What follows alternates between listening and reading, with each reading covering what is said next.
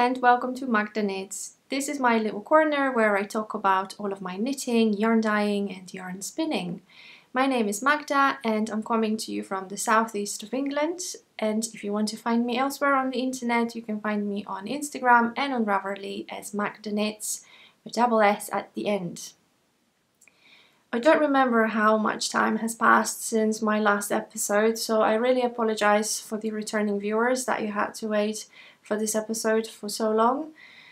The reality is that there are many reasons why it took me so long, but when I was kind of ready to record, the world has turned upside down. I mean, let's face it, there are horrible things happening right now in Ukraine, and it didn't feel right for me to talk about knitting, to be chirping happily about my hobby while there are people dying in Ukraine, in Eastern Europe. And for me personally, I am really emotionally invested in everything that's happening over there, so it's just not easy for me to kind of brush it off and just get on with my life as I did before. So that's the kind of truth behind why it has taken me so long. And I have kind of made a conscious decision that I do want to address what is happening over there and I do want to talk about it. But at the same time, I'm also aware that many people want to watch podcasts just to escape the reality and everyday troubles. And it's absolutely fine. We all make our own choices. That's why at the end of the day, this is predominantly a knitting podcast. So it's going to be all about knitting, but I'm going to talk about how I feel about everything at the end of this episode. So if you do feel like you want to hear it, that's great. If you choose not to do so, that's absolutely fine as well. But I just feel like I can't sit quiet about it. That's all. But yeah, I don't want to bring the mood down straight away from the beginning. So let's just talk about knitting for now. Since my last episode, I have been knitting a lot and I have finished quite a few projects.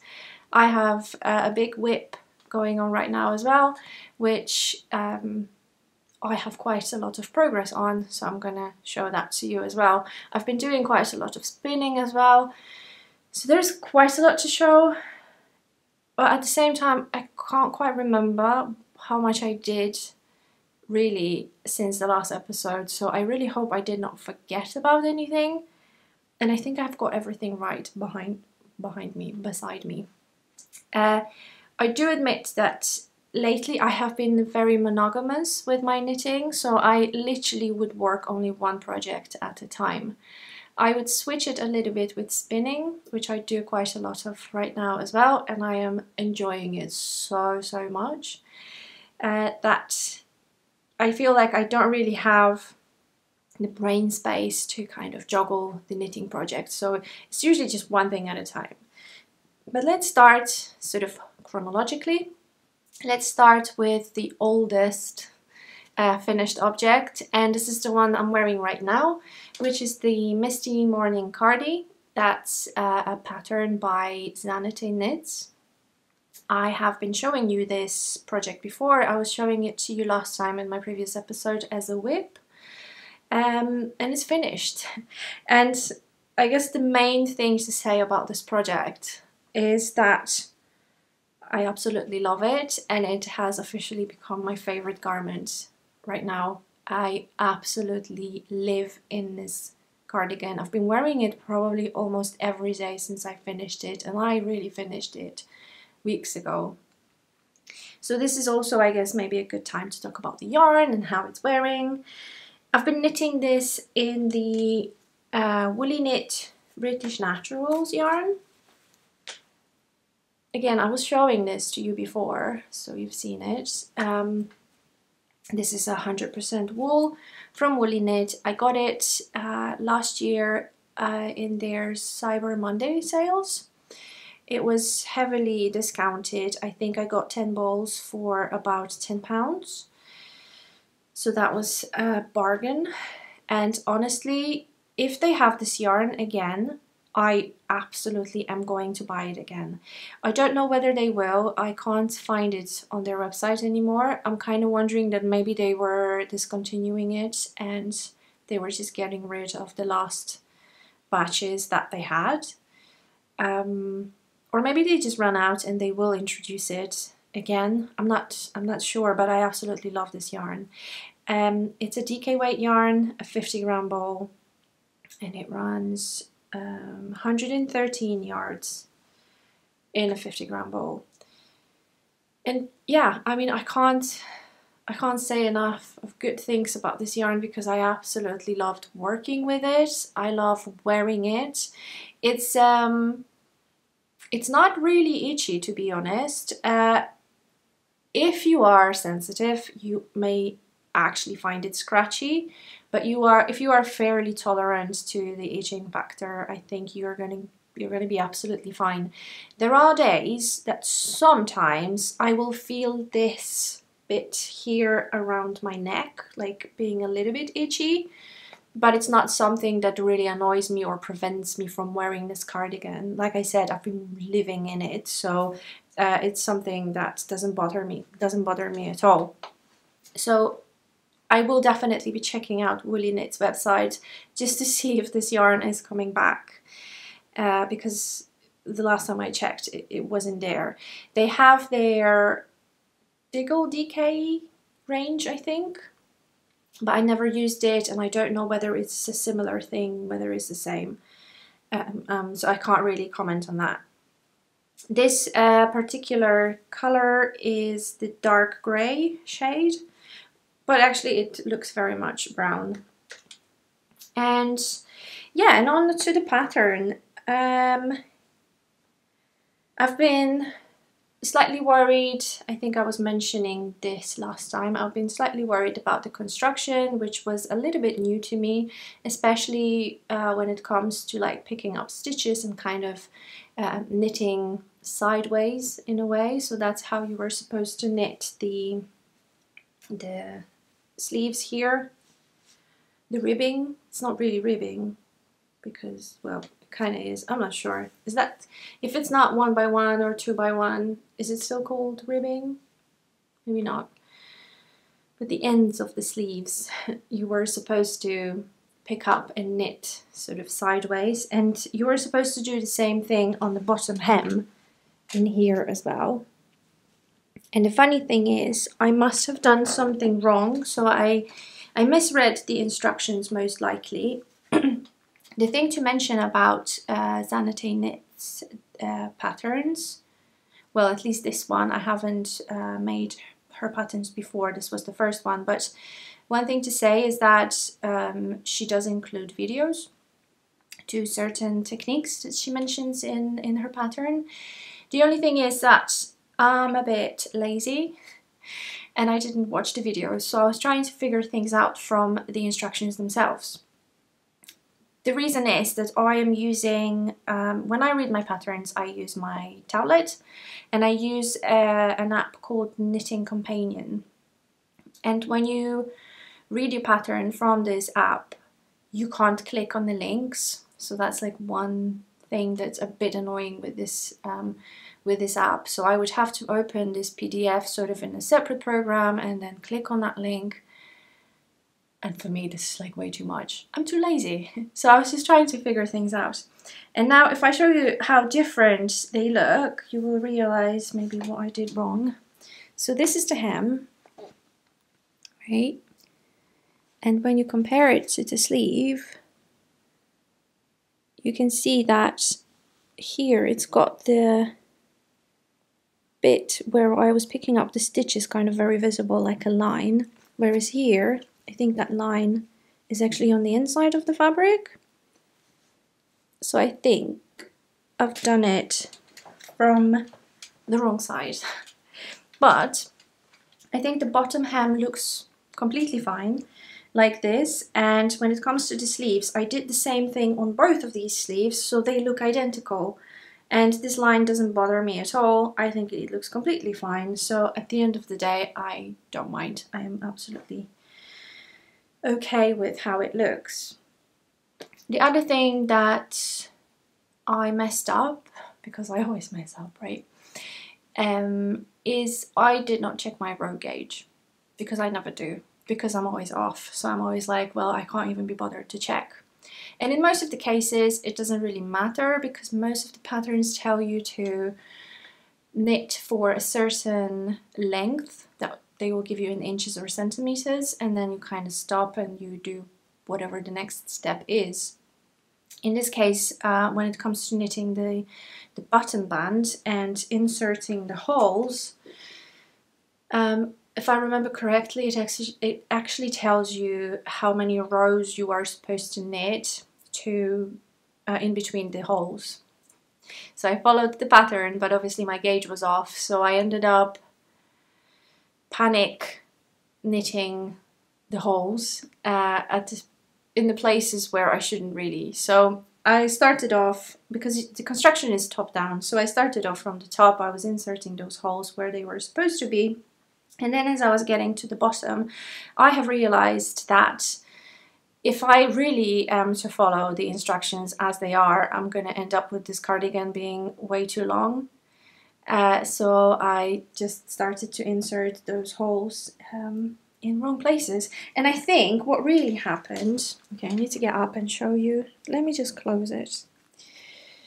The buttons that I got, so they're wooden buttons, I got them from Etsy, and I will insert the name of the Etsy shop to let you know where I got it. But if you look at the holes, not sure if it's that visible here on the camera, but the gap between these two buttons is actually longer than here. The reason is that there was a lot of mindless knitting, and I just ended up putting too many rows in here. And then what happened is that here I started panic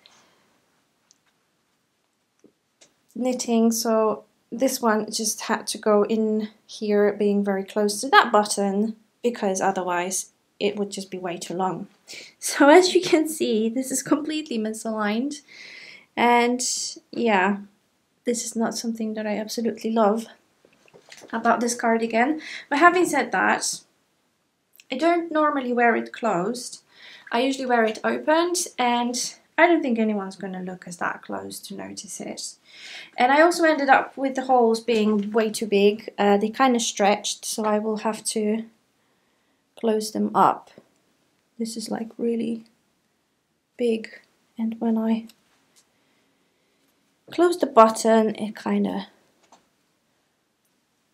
Okay, now I can't even show it, but it like wants to open by itself basically. So I need to close the holes a little bit to make the buttons sit a little bit better if I do want to close this cardigan, but also they just look a bit bad because they got really big. But other than that, there is literally nothing else that I dislike about this cardigan. I just love it, and as I said, I absolutely live in it.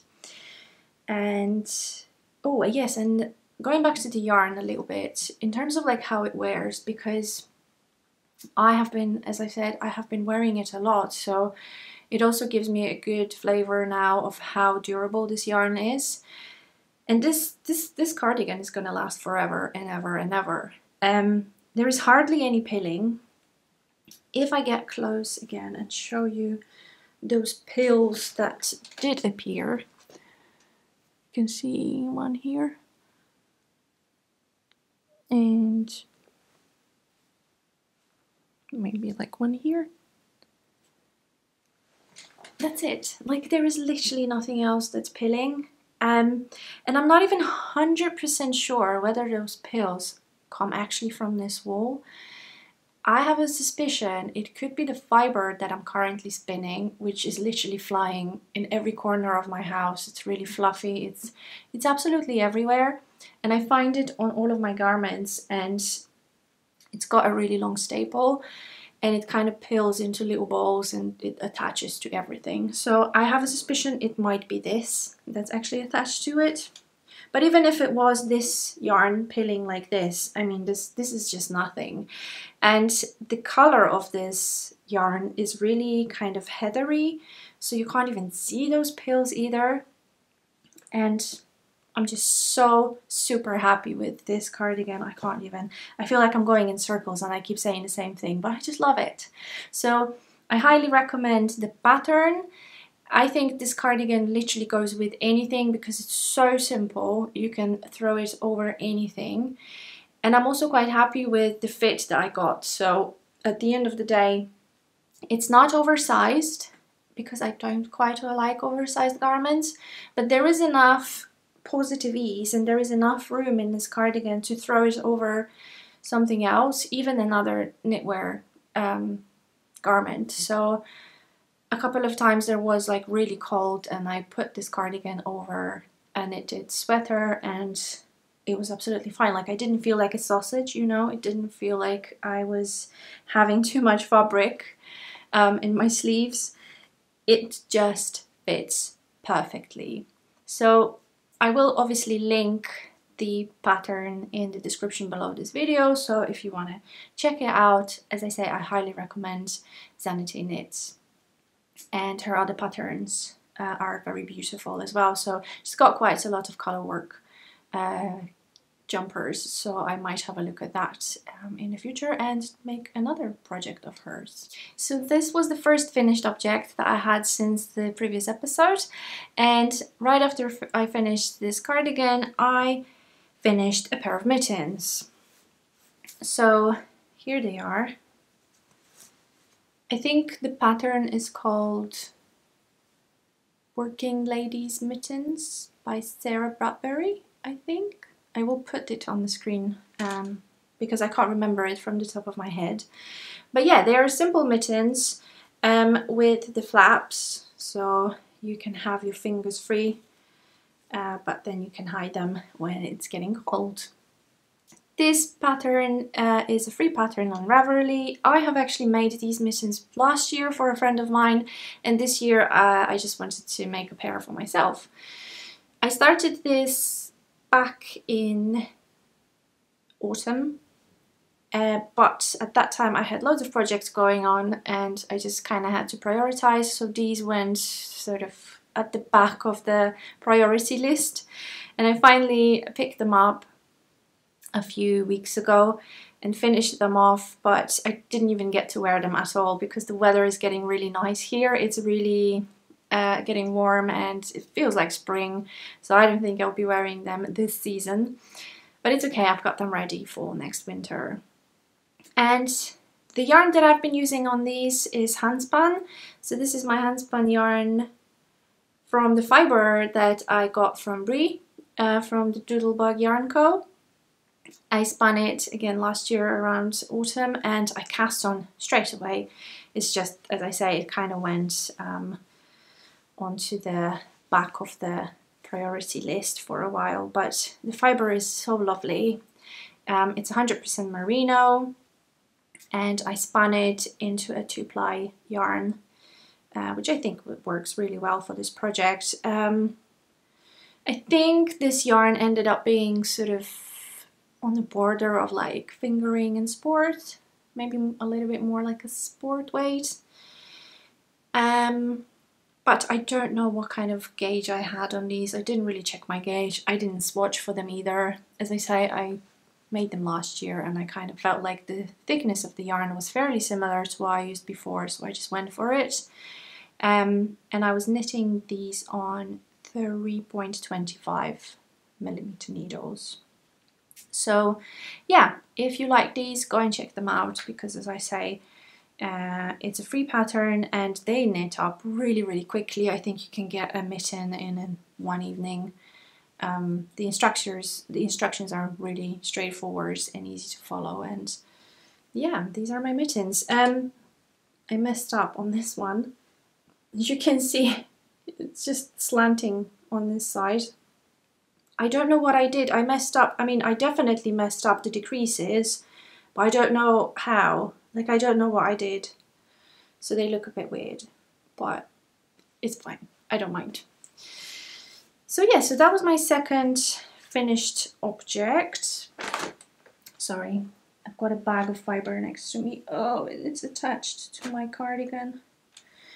Anyway, The third finished object that I've got to show you is my No Frills sweater by Petite. I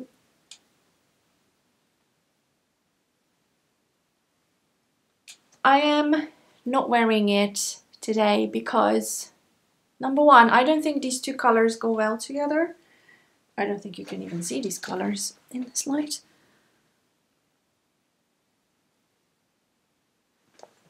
It just somehow doesn't go well for me. But the other reason why I'm not wearing it as well is because I don't like the fit. I'm really disappointed with myself because it was meant to be one of those perfect projects where I'm just going to end up with this really versatile garment that's going to go with everything. And I had my hopes really high because I was bang on the gauge. I was knitting this on 4mm needles at the gauge of 21 stitches, so that was exactly what the pattern was calling for. But yeah, it just ended up too big for my liking. It's a little bit too oversized and I made it too short. I don't like short sweaters like this. So I could rip back the bottom.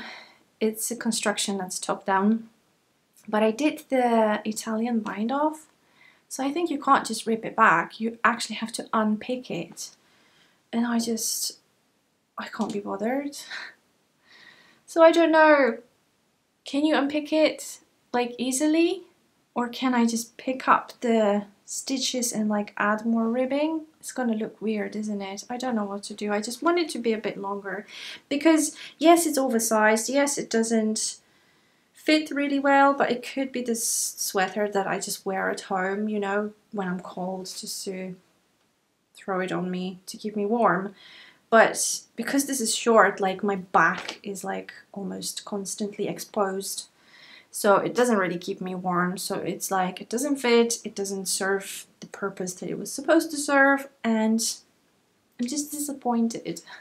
And I am really angry at myself because I have seen so many people knit this before. I've seen podcasters talking about it and everyone said the same thing. If I was to knit it again, I would choose the smaller size. And I knew this when I was choosing this pattern, so I should have gone for the smaller size, having all this information from other people, but no, I decided to go for this normal size that I was supposed to knit, and here I am. I ended up with a sweater that's too big. Maybe I'm just gonna rip the whole thing. I don't like ripping, but maybe this is what's supposed to happen. I don't know. So yeah, this didn't get a lot of wear, although you can probably see loads of hair and fiber on it. I think I was wearing it once while I was spinning, and again, going back to this fiber that I'm going to show you in a minute. That's now attached to the sleeve. Oh god. Yeah, it's all over my garments, so this looks really worn, but it wasn't really worn that much. The yarn that I was using on this is the Woolly Knit British Cone in the navy color, and I held it double, so it gives me like a perfect DK weight, which was absolutely perfect for this sweater. I haven't seen many people actually knitting this sweater in this yarn held double. And yeah, this was my entry into the cone along, which is run by Creabaya and the Woolly Knit. So they've got the knit along running at the moment, and I don't know when it's supposed to finish, but I think it's sometime in March, but I'm pretty sure you've heard about it already, so there's no need for me to tell you more. Yeah, I don't know if there's anything else I can say about this project. The sleeves ended up being a little bit too baggy as well again. That's because, same thing, I did not check my row gauge and my row gauge was off, and I think the decreases were supposed to happen every certain number of rows, and I kind of followed it, but then I realized the sleeves would be too long, so then I started panic decreasing, And I think the last 2 rows literally had like loads of decreases, so it almost ended up like a little balloon sleeve, which I don't quite like. But yeah, I'm not really happy with this project, so let's just put it away. I've got nothing else to say about it. Do I? Not really, no. Go away. So let me show you my whip now. As I said, I have been really monogamous with my knitting, so this is literally the only thing that I am actively working on, and it is the Clover by Wallin. So this is the back panel, and I don't know how to show it to you because it's kind of curling up on itself, and I just realized how see-through it is. Wow. It is going to be a long sleeve sweater, so I will definitely wear it with something underneath, which is fine. I don't mind it to be a little bit see-through. So yeah, so this is the project that I'm knitting right now, and oh god, there was quite a lot of drama before I even started. I am knitting this in the Woolly Knit cone again, so this is like my second entry in the knit along. This is the cinnamon brown color, which is absolutely gorgeous. It's got so many different shades in it. I don't know if you will be able to see it in this light, but it's got like a little bit of yellow, like golden tones, which is gorgeous. And it's interesting because the navy one that I was using, it kind of seemed a little bit less fluffy. Like if you look at the top here, I don't know if you can see the fluff. The navy cone didn't have this kind of fluff, so it almost makes me think like maybe it's a different blend. I don't know. I mean, I love it and I love both. It's just, I just found it so different. So yeah, so the drama. The pattern by Wallin. It's a free pattern, by the way, so I think I can quite openly talk about everything inside it, I'm assuming. But the first thing that kind of confused me is that the yarn that she used is classified as a DK. So having finished my No Frills sweater in a DK weight yarn by holding this cone double, I knew that I can easily get a perfect DK weight yarn.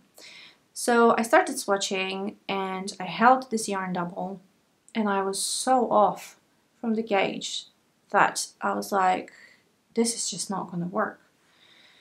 So I started thinking that maybe then I should knit a different size of the sweater to get the fit that I want to, but obviously that would be very much a gamble. What you should do is look at the numbers and then compare it with your swatch and do some maths. But I can't do maths. These things just, I don't know how you guys do it when you like recalculate all those things. My brain just cannot comprehend it. But I did post about my idea onto Instagram, and I got many people getting back to me with mostly advice. Like, so many people got back to me offering help to like explain to me how the recalculations should work. Some people actually did maths for me. So honestly, a big shout out to Tracy. She's one of the viewers. She literally spent like, I don't know, an hour chatting with me, like doing all the maths for me. Thank you so much, Tracy. I know that the maths that we did together didn't quite work, and in the end I didn't go for knitting this in a yarn held double, but just the fact that, you know, you took your time to help me out, that was like amazing. And then Laura from the Penrose Knits, she replied as well, and she like explained the whole process of like how you should do the calculation, which was so valuable.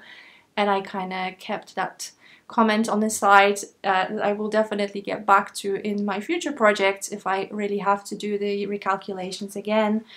And then Naomi from NJ Knits, she as well offered advice on like how to deal with the numbers. So again, thank you, Naomi, if you're watching. That was really valuable as well. But in the end, I decided not to do any recalculations. I decided to knit this project by holding this yarn single, and the gauge was spot on, which was just so confusing because this isn't a DK weight yarn. But when I looked properly into the pattern page, even Marie Wallin explains that yes, this yarn that she was using in the sample is classified as a DK weight, but actually it knits up like a fingering weight. So there you go. The single strand actually works for this project. Or so I think. You see, that's another thing about swatching, because okay, if you do a stockinette stitch gauge swatch, then it's easy to count and you can tell straight away whether you are on the gauge or not. But then I did also the gauge of this little honeycomb sort of stitch, whatever it's called, I don't know. You've got it here on the side, right? How are you supposed to count the stitches on something like this? This isn't stockinette, this isn't just the V's that are easy to count. This is just jumbled, twisted stitches. I wouldn't even know how to count it. So I might have been on the gauge in my stockinette swatch, but the one that I did in honeycomb, maybe I'm off. I don't know. But when I look at the fabric, I kind of like look at the width, and I think it's going to be fine. Yeah, so this is how it looks. Another thing that was really confusing for me before I started knitting was the chart. The chart is huge. It's spread across 2 pages, but you have to turn the pages sideways and then join 2 pages together. So you've got like a really long, wide chart that you have to follow. She's advising to print the pattern. Well, make it bigger, print it, and then put it together. I don't like knitting from printed patterns because it's just too flimsy for me. So again, I use my Knitting Companion app, and luckily they have the feature where you can rotate the pages, so that helps a lot with reading the chart. And I divided it into sections, so I've got my little stitch markers where it's easier for me to track like where I am and do the counting and everything. So the chart, I was really confused because when you look at the chart, I'm going to try to insert it here maybe. Can I do that? I think I can. It's a free pattern. You can literally go there and see it. I'm going to show you a section maybe. So the chart, you look at it and it's like every now and again, every few rows, it's got loads of increases. And then after a few rows, it's got loads of decreases. And I'm like, surely this is wrong, because why would you keep wanting increasing and decreasing? You're going to end up with this, right? So that was so confusing for me, and I decided to go with my instinct. And I was like, I'm just going to skip those increases and decreases. So I just went straight and I just avoided those bits where things were looking a little bit weird to me. Now, that was a mistake. I shouldn't have trusted my instincts. I should have trusted the designer. So what happened is those increases and decreases, they are meant to create those little blobs, as I call them. And by skipping them, I just ended up not having them. So the little blobs, which I'm going to show you on the screen, look like this. And what I ended up with by skipping them is just like a little line. The blob was supposed to be here, but it's just a line. And I realized it more or less halfway through, because I looked at the pattern and I was like, where are the blobs? They're not there. And then it occurred to me, oh, that what the increases and decreases were for. So I had a choice. I could either rip back and start again, but of course not. Or I could just carry on and just keep skipping them so that my fabric is consistent. But me being me, I decided to go with the worst choice that you can make. I decided to go with the third option, and I decided to start inserting them. So now I've got half of the sweater without the blobs, and then the rest of the sweater here on the top where I've got the blobs. So this is what it looks like. And there's the blob here. See it? Yep. And here we've got no blobs. So it's a bit silly, but hey, guess what? I don't care. It's fine. No one's gonna notice. They will, but it's fine. It's at the back, so this is really weird. Like, in my head, I'm thinking if it's at the back, it's not gonna bother me. Yeah, I don't know. Maybe because I'm just not gonna see it, so I will forget it's there.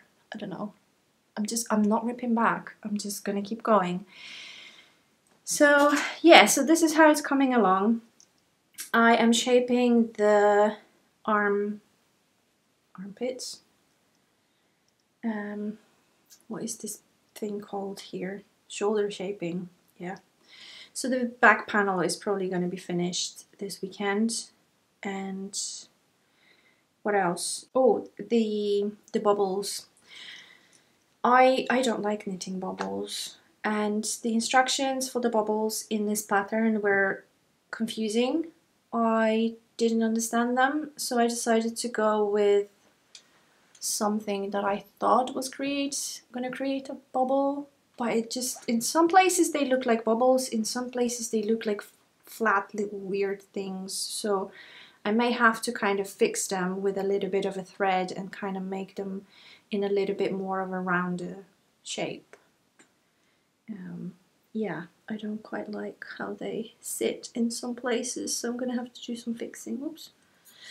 Yeah, not a fan of bubbles, but I felt like they needed to be here, otherwise this whole pattern would look a little bit weird. So yeah, so this is my Clover, and as I say, I'm knitting this with the Woolly Knit cone. And I've got another cone in this color, which I'm super excited about because now I want every garment in this shade because it's absolutely beautiful. The idea behind having two cones in the same color was that I was meant to knit something with the yarn held double, but yeah, I just wanted something with a bit of texture, and this just seemed like the project that I really wanted to knit. And I really wanted to knit a Marie Wallin project for a very long time. This is the first time I'm knitting any of her projects. I was meant to knit Dana from her Cherish book that I got a few months ago, because I really wanted to take part in the knit along that's organized by Nikki from Knitting with Cat Her. So it's a year of Marie Wallin. I think that's what the knit along is called. Yeah, so this is finally my entry into this knit along, and because I'm working monogamously, I know I'm going to finish before the end of this knit along, because the end of it I think is in August. So yeah, it will be done by then.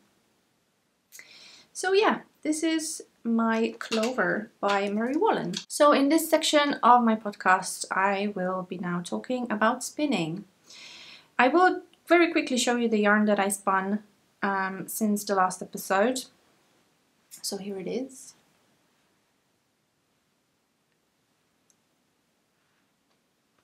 And I love it. I really do love it. I was spinning it from a wool top that I dyed myself, and I was doing the fractal spinning, so I divided the fiber in, I don't remember how many parts. I don't remember. Sorry. It was fractal spinning, basically. But yeah, I'm really happy with the colors that I got. It's a lovely pastel shade that I think is gonna look really nice in some kind of color work pattern, where I've got like a solid color running across the whole sweater because I'm thinking about a sweater, and then using this as a contrasting yarn, just giving this nice contrast effect that runs with different colors in it. I don't know what I'm gonna use it for. I don't really have any specific project in mind. A few weeks ago I did purchase a pattern by Yarn Flakes. It's a cardigan which in its shape it's quite similar to what I'm wearing right now, but it has a lovely color work section on the bottom, and I think this yarn could work quite well for this section. It would give this this lovely effect, but I'm not entirely sure yet whether this yarn is going to work for this project in terms of like gauge. I did not swatch with it, so I don't know what gauge I'm going to get with it. It looks to me like fingering weight, but then again, you never know until you actually start knitting with it. The pattern I think is calling for a sport weight yarn, so it may or may not work. I don't know. But yeah, just wanted to show you this one real quick.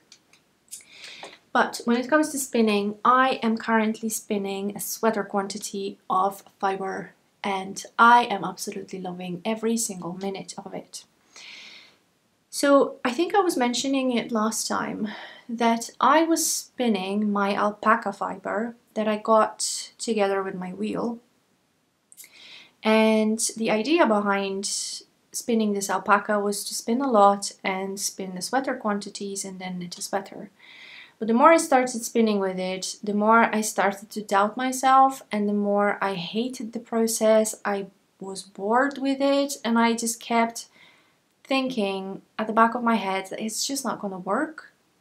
Now, I'm not particularly familiar with alpaca fiber, to be honest. Like, I haven't, I don't think I've ever knit with alpaca before, so I'm not entirely sure how the fabric behaves once it's knit up.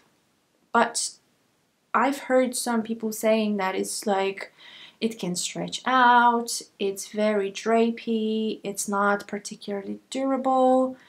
I don't know if it's true. I mean, this is what I think I've heard somewhere, and I began to think that potentially this is not the best idea to spin like 100% alpaca fiber into a sweater quantity and then knit a sweater from it. So I filled up a bobbin, which actually I've got here, and then I decided to stop. So this is my alpaca singles.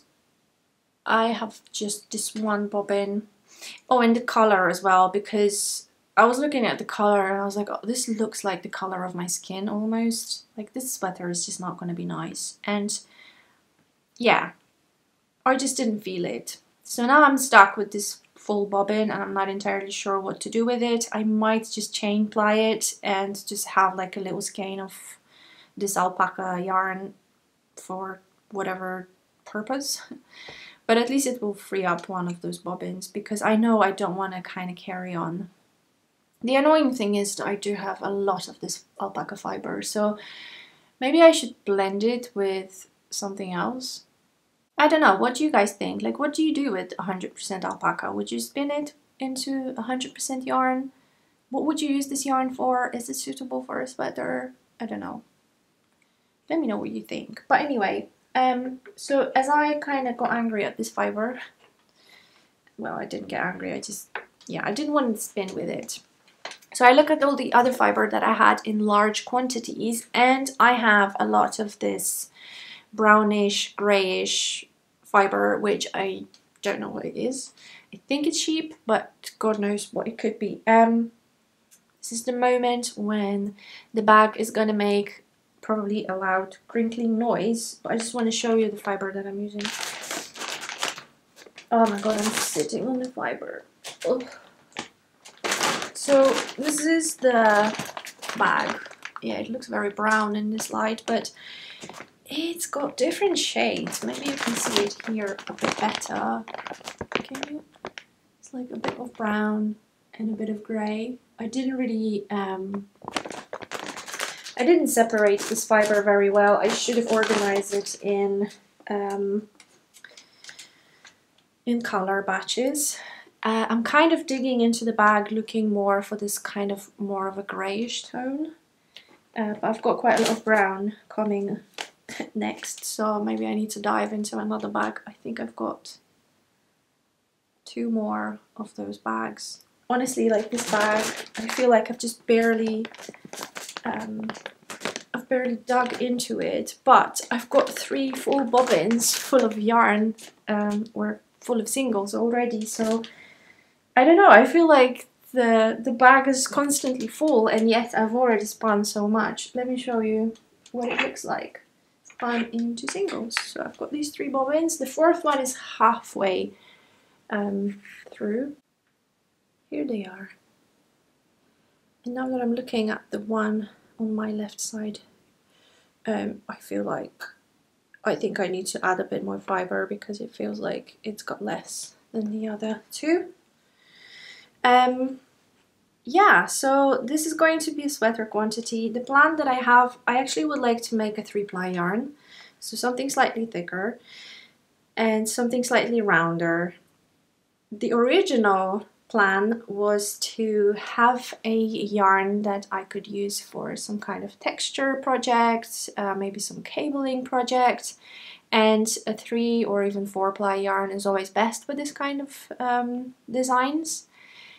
The reason is that if you look at the structure of like a 2-ply yarn, it actually is a little bit flat, and they say it's, in this case, it's like much better for, say, lace work because it makes the laces open up much better. But if you want to use yarn for like cabling or texture, 3 or even 4-ply yarn is like much better for it because it's rounder and it makes the texture pop a little bit better. I don't know whether I'm going to end up knitting something textured because I'm thinking that this is going to be very heathery, because if you look at the color, it really has, it's not a solid color at all.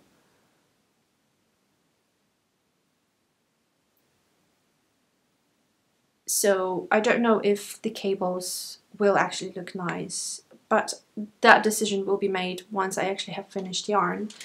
And the plan is to spin all the singles first and then start plying. So I have numbered my bobbins.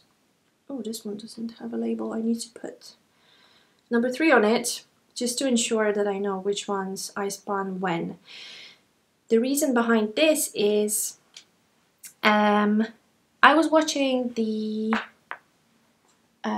School of Sweet Georgia class on spinning for sweater, which was run by Rachel Smith, and she advised that the best thing to do to get the most consistent yarn is to have all your singles spun, and then you want to start plying the first one with the last one, the second with the one before the last one, and this way you are creating the most consistent yarn. Because let's face it, when you spin so much, it's impossible to be completely consistent with yourself throughout all of the bobbins, throughout all of the bits within each bobbin. So this way you are creating the most consistent yarn, and I'm gonna go with it. I'm lucky to have 9 bobbins with my spinning wheel, so I actually have the luxury of having all these singles kept on the actual bobbins, which then later on I'm going to be plying from. I will probably just spin 6 bobbins and then I'm going to start plying, and I'm going to see how much yarn I'm going to end up with. I don't know if it's going to be enough for a sweater or not. I'm going to see later on. I genuinely have no idea what yardage I'm going to end up with. So I am using my drum carder, which is here behind me. Here.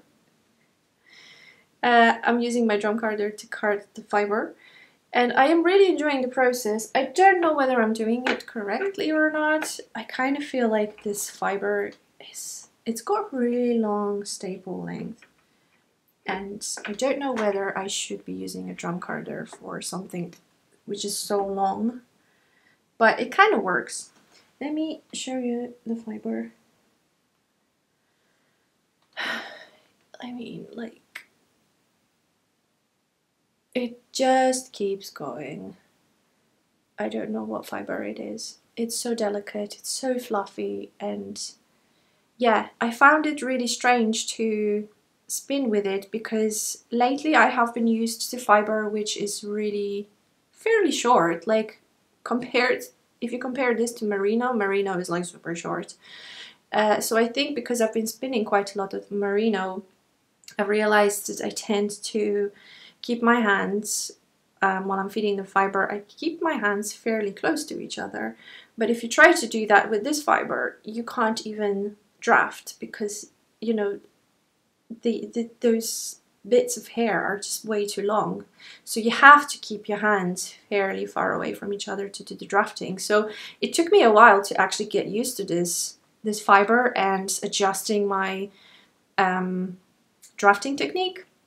But once I got comfortable, it's joy. I absolutely love it. I was so surprised with how engaged I am still in the process of spinning. I mean, being 3 bobbins down and like in the middle of the 4th one, I am still super excited to just keep going. Normally, I would probably be completely bored by now because if I tend to spin with like single fiber, oh, this is just literally attaching to everything. If I spin with the single color fiber, eventually I kind of lose interest. That's why I like spinning from those hand-dyed wool tops, because you're constantly engaged because you just want to see the colors that are gonna come next. It's a bit like knitting with a self-striping yarn. You just want to keep going. Or knitting color work. It's like, oh, let's see what the next row is going to be looking like. So this is the same thing for spinning with hand-dyed wool tops. But this one, yeah, I mean, it's just grey constantly, and it technically should be boring, but it isn't. So I'm super happy that I'm still engaged, and while I still have this enthusiasm, I just want to keep going and keep going. So I've been doing a lot of spinning, and I can't wait to finish and start plying and see what the yarn is going to look like and just start knitting with it. So I will obviously show you once the yarn is finished, and then I'm gonna let you know what project I will knit with it. I have recently purchased a project by Caitlin Hunter, Wallin Knitwork, I think. Knitworks. Yeah. She's got a beautiful sweater which's got a lot of texture on it, and guys, is it just me or there is a trend for these kind of patterns? I have seen at least 4 designers with a very similar thing. I think it was Caitlin Hunter, was it Sandnes Garn that has something extremely similar, Petite Knit, so similar, and I think Stephen West had something very similar as well. It's like, it's a thing. I'm not saying that someone is copying from another person. I think it's just, I mean, I don't know. Could it be born in all of these people's heads at the same time? Or did they all see something, the same pattern that inspired them to create it? I don't know. For me, they look so similar. But anyway, I got the one from Caitlin Hunter because I think this one was the first one that got released before the other ones. So I might use it for this yarn, but then again, it's going back to the whole idea whether I want to use it for a textured design or not. I don't know. I will think about it. So yeah, so this is what's happening on my spinning wheel right now. In terms of my future knitting plans, I kind of feel the spring in the air, and I am beginning to think about like summer knits or spring knits. So like I started to look at my Ravelry favorites. I'm looking at all those t-shirts that I saved last year and never got a chance to knit. So I begin to think that this might be my next project after I finished with Clover. But I haven't sort of decided on anything specific. I might knit the dress that I was meant to knit last year because I already have the yarn. I think it was it Easy Eyelet Yoke Dress by Knititude, I think. So I really want to knit it this year, so I might do that next, or I might just knit a simple top or a t-shirt in the Knitting for Olive cotton merino. So I got that lately in the color Rust. Don't have it with me here. I'm gonna put the color on the screen. It's beautiful. So I might knit this first. I just need to decide on the design. So I think the woolly wools are going to go on the side for the time being. At least while the weather is nice, I just feel inspired to knit something light. But the decisions are yet to be made, and I still have quite a lot of my Clover left to finish, so my decisions might change 100 times in the meantime. But I do want to remain monogamous with my knitting, at least for now. I don't want to juggle anything, so this is what I'm going to be focusing on at the moment first. Right, so I think that's all I had knitting and spinning wise. I did do a little bit of hand dyeing, but I'm not particularly happy with the results that I got, so I don't think it's anything worth showing here. I might do a little bit more dyeing maybe this weekend or next, we'll see. The Easter break is coming and I'm gonna have 4 days off because we're gonna have Friday and Monday is bank holiday here in UK, so I'm gonna be off work, which means that I will probably get inspired again or tempted to pick up sewing. It has been at the back of my head for months now. I think probably since Christmas. I really want to try to make a garment for myself, and I'm thinking of sewing a skirt. So literally yesterday I purchased a skirt pattern, which I think, look, I have never made a garment for myself before, as in like sewing. So this is just me thinking that maybe it's going to be easy. I mean, it looks fairly easy, so I think I might try. I still need to get the fabric, but next week I'm going to the dentist, and I will also go to the area where my partner works, and he works next to a street on which you've got, I don't think I'm exaggerating if I say that it's like 15 fabric shops, literally one next to another. So I'm probably just gonna go there and pick up some fabric. I have absolutely no idea what kind of fabric is gonna work for this skirt, so I don't know, I might need to do a little bit of research before I decide. I still don't know if I will know how to do it. What I might do, I think I've got some old sheets that probably just need to be thrown away by now, so maybe I'm just going to use those sheets to practice. I don't know. But yeah, watch this space. I might make myself a skirt. Scary.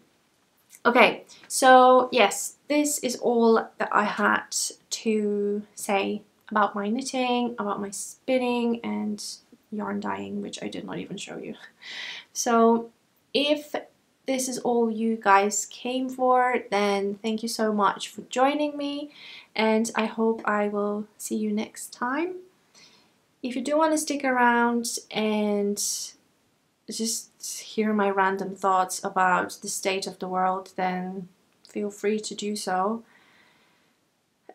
As I said at the beginning, it's really hard for me to kind of like get on with my usual day-to-day life and just kind of, yeah, watch the news, but then just kind of switch off and just like do my usual things. Like the moment when the war started in Ukraine, I've been literally glued to the TV, and I just can't get over what's happening over there. And yes, I know there are loads of wars happening around the world and people are dying every single day. I am fully aware of that. It's just, for me personally, I am just way too emotionally invested in what's happening because it's just so close to home. Like, I'm Polish and this is literally happening right behind our borders. And I'm not saying this as in saying, oh, I'm scared that he's gonna attack Poland now. I don't think he will, but it's just the fact that it's so close, and like these people, yes, they're Ukrainians, yes, they are like a different nation, but how different are they from us Polish people? Is this like the same culture? It's like as if he attacked us. And to be honest, I mean, in this part of the world, the borders have been changing historically quite a lot. So like in the past, there was an area of Ukraine that actually used to be part of Poland. So like even the architecture is very similar to what we have in Poland. Like if you look at Lviv, this city, so this is one of the cities that used to like technically be part of like Polish borders, but it's like when I look at those streets, it's like I'm looking at Polish towns. And even the other cities that they show being bombarded, I can't help thinking that this just looks so much like Poland. That's why it's just, for me, really emotionally draining to watch it. But on the other hand, I can't just look away. And I'm just angry. I'm just so angry about everything that's happening because, I mean, who wouldn't? Like, the world is just standing by and watching. Yes, they did the sanctions, but they're not helping. Like, we need to do more. This isn't gonna end just like that. Do you really think that Putin is just gonna admit, oh, actually, I was wrong, I'm gonna back off now? He will never do it.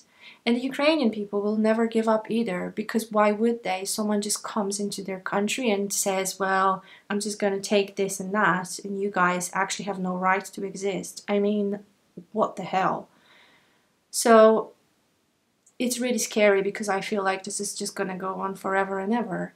And then I hear the European Union saying, oh, we're going to stop importing the oil in like 2020 something.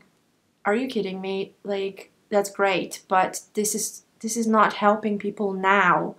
Like, there are people dying as we speak. How is that going to help them? It's not.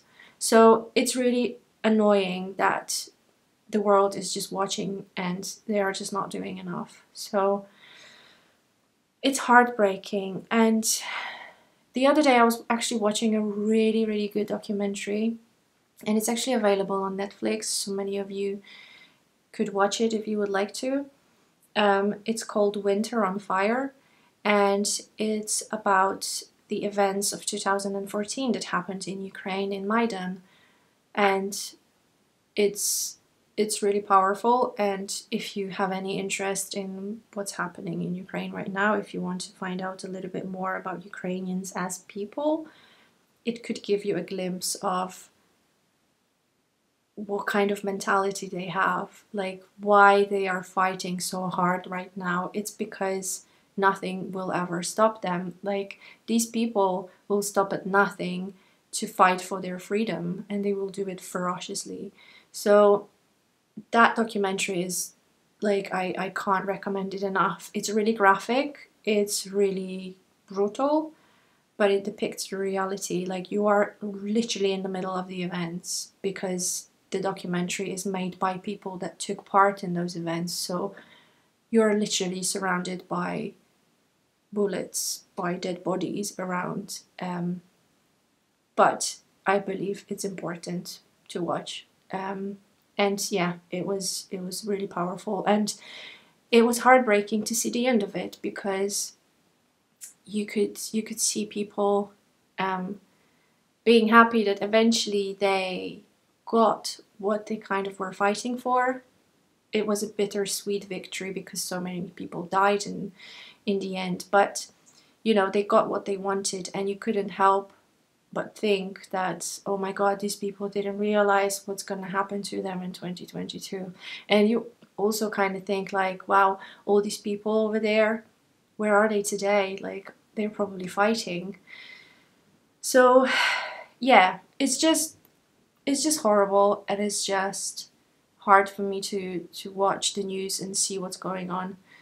But you know, there is only so much that we can do as individuals. So, you know, if you can spare, you know, a few cents, pounds, whatever the currency you guys have in your countries, if you can support the charities, it will be so much appreciated, because I'm sure all of you have seen the destructions, and I mean, again, I'm just going in circles. I could just sit here for hours and hours and talk about it, but yeah, they really need our help right now, and hopefully the politicians eventually are going to sort it out one way or another, and hopefully we can see the end of it, but it's just really hard to watch. So yeah, so those are my 2 bits that I just felt like I wanted to say. And yeah, that's I think I'm gonna just leave it here, because I genuinely don't know what to say afterwards, other than thank you so much for sticking around, and thank you so much for watching, and hopefully I will see you next time.